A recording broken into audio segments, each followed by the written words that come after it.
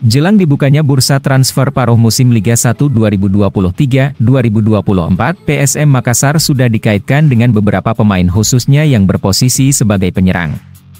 Itu menyusul performa mereka yang sampai pekan ke-15 masih belum stabil, atau bahkan jauh lebih menurun dari musim sebelumnya. Sang juara bertahan Liga 1 itu, saat ini duduk di posisi ke-13 klasemen sementara dengan koleksi 18 poin. Hasil dari 5 kemenangan, 3 imbang dan 7 kekalahan. Parahnya lagi tim berjuluk Pasukan Ramang ini, mengalami 5 kekalahan beruntun di 2 kompetisi yang mereka jalani di musim ini. Yakni, Liga 1 dan AFC Cup. Salah satu lini yang paling disorot dari PSM Makassar, yaitu lini depannya. Para penyerang mereka, seperti begitu kesulitan untuk menciptakan gol.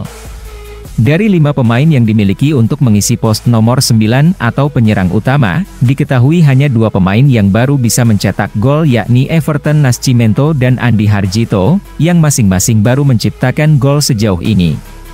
Sisanya, 3 nama lain seperti Daniel Bisa, pemain muda Ricky Pratama dan penyerang asing baru Adilson Silva, belum memberikan kontribusi gol di ajang Liga 1.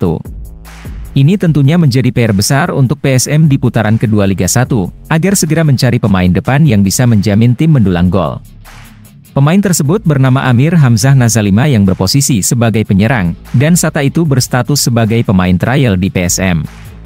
Ia diketahui sebelumnya pernah merumput di Indonesia, dan bermain di Liga 3 bersama Persib Pekalongan sebelum akhirnya Liga dihentikan karena tragedi Kanjuruhan.